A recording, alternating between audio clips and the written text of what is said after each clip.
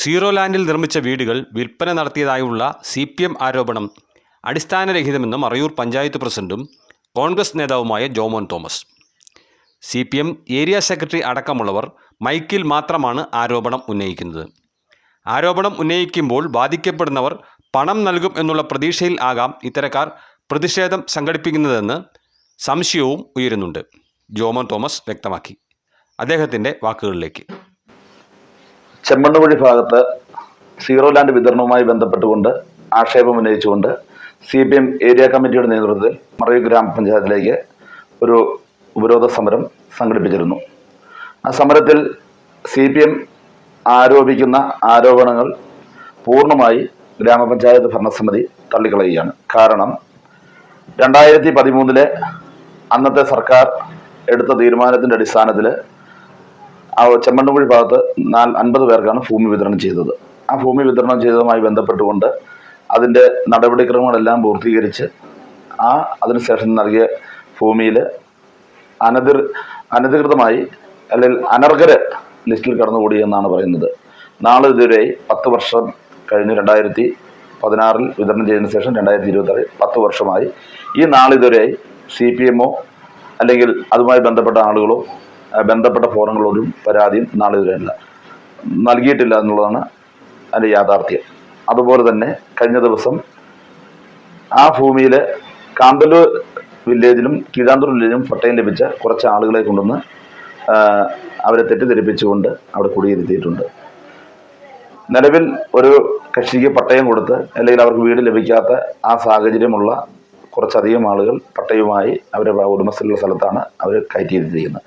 അവരുടെ പരാതിയുടെ അടിസ്ഥാനത്തിൽ ബന്ധപ്പെട്ട കളക്ടറൊക്കെ പഞ്ചായത്ത് കമ്മിറ്റി തന്നെ അവരുടെ പരാതിയുടെ അടിസ്ഥാനത്തിൽ ഇവരെ നിലവിൽ ഒരു സംഘർഷം ഉണ്ടാകാതിരിക്കുന്നതിന് വേണ്ടിയിട്ട് അല്ലെങ്കിൽ ഈ പട്ടയം ലഭിച്ച ആളും ഇപ്പോൾ കുടിൽ കെട്ടി താമസിക്കുന്ന ആളുകളും തമ്മിൽ ഒരു വിഷയത്തിലോട്ട് പോകാതിരിക്കുന്നതിന് ബന്ധപ്പെട്ട കളക്ടറെ അറിയിച്ച കളക്ടർ അതിൻ്റെ തുടർ നടപടി സ്വീകരിക്കുന്നതിന് പോലീസിന് നിർദ്ദേശം നൽകിയിട്ടുണ്ടെന്നാണ് ഞാൻ മനസ്സിലാക്കുന്നത്.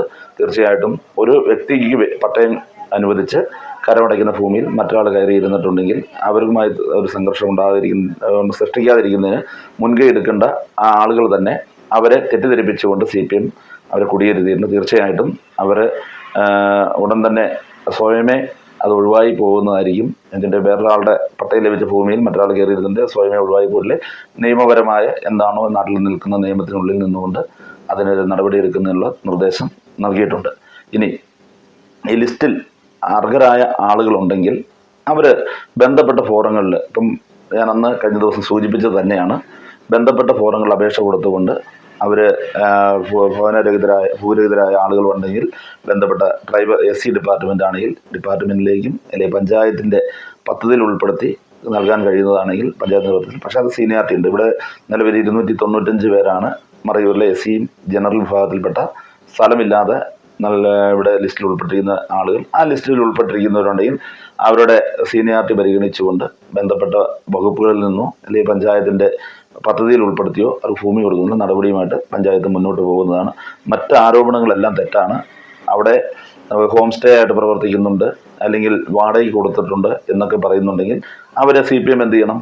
അത് ആ വ്യക്തിയുടെ പേരിൽ പരാതിയായി എഴുതണം. നാളിതുവരെ ഈ നിമിഷം വരെയും CPMO ബന്ധപ്പെട്ട കക്ഷികളോ ഇന്നയാൾ അവിടെ വിറ്റിട്ടുണ്ട്, നിങ്ങൾ നടപടി എടുക്കണമെന്നൊരു പരാതി പഞ്ചായത്തിലോ മറ്റു ഫോറങ്ങളിലോ സമർപ്പിച്ചിട്ടില്ല. പക്ഷേ അങ്ങനെ സമർപ്പിക്കുമ്പോൾ ഹോം സ്റ്റേ ആയിട്ട് ലൈഫിൽ വീട് വാങ്ങി പഞ്ചായത്തിൻ്റെ പദ്ധതിയിൽ ഉൾപ്പെടുത്തി കൊടുത്ത പല CPMകാരും ഇവിടെ ഹോം സ്റ്റേ ആയിട്ട് പ്രവർത്തിക്കുന്നുണ്ട്. അപ്പോൾ ഏകപക്ഷീയമായിട്ട് ഞാൻ അന്ന് സൂചിപ്പിച്ചതുപോലെ തന്നെ ഏകപക്ഷീയമായിട്ട് രാഷ്ട്രീയ പ്രേരിതമായൊരു പരാതി തന്നിട്ടുണ്ടെങ്കിൽ അതിൻ്റെ മെറിറ്റ് അതിന് നൽകുകയുള്ളൂ.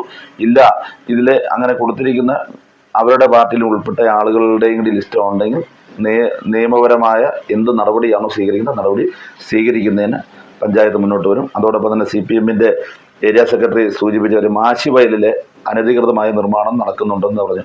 7000 സ്ക്വയർ ഫീറ്റിൽ ഒരു കെട്ടിടം നിർമ്മാണം നടക്കുന്നുണ്ട്. പഞ്ചായത്ത് നാളിതുവരെയായി ഒരു നടപടിയും സ്വീകരിച്ചിട്ടില്ല എന്നാണ് അവിടെ 2 പ്രാവശ്യം സ്റ്റോപ്പ് മെമ്മോ കൊടുക്കുകയും പോലീസിൻ്റെ സഹായത്തോടുകൂടി നിർത്തിവെച്ചിട്ടുണ്ട്.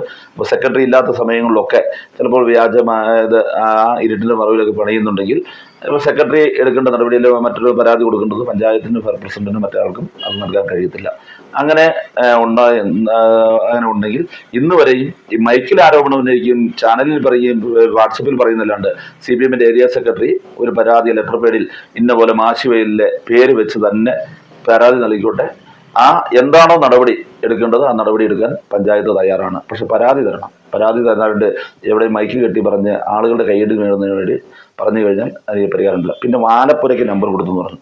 ആലപ്പുഴയ്ക്ക് നമ്പർ കൊടുത്തിട്ടുണ്ടെങ്കിൽ ഒരു പരാതിയായിട്ട് താട്ടെ, ആ നമ്പർ വ്യാജമായി കൊടുത്തിട്ടുണ്ടെങ്കിൽ റദ്ദ് ചെയ്യുന്ന നടപടിയുമായിട്ട് പഞ്ചായത്ത് മുന്നോട്ട് പോകും. മൈക്ക് കെട്ടുമ്പോൾ മാത്രമാണ് ഇത് പറയുന്നത്. ഇത് പറയുന്നത് CPMന് ഫണ്ട് ശേഖരണത്തിന് വേണ്ടിയാണ് പറയുന്നത്. ഇത് പറയുമ്പോൾ ഇങ്ങനെ ആരോപണം ഉന്നയിക്കുമ്പോൾ CPMന് ഈ പറഞ്ഞ ആളുകൾ സഖാവെ എന്നെ കണ്ട് പരാതി കൊടുക്കരുതെന്ന് പറഞ്ഞ് ഫണ്ട് ശേഖരണത്തിന് ഒരു ഭീഷണിപ്പെടുത്തുന്നതാണ് CPMന്റെ ഏരിയ സെക്രട്ടറി ചെയ്യുന്നതെന്നാണ് ഞാൻ മനസ്സിലാക്കുന്നത്. തീർച്ചയായിട്ടും പരാതി പേര് വെച്ച് തരികയാണെങ്കിൽ അതിനുള്ള നടപടി എടുക്കുന്നതിന് പഞ്ചായത്ത് മുന്നോട്ട് പോകുമെന്ന് അറിയിച്ചുകൊള്ളുന്നു. News desk Marayur vision.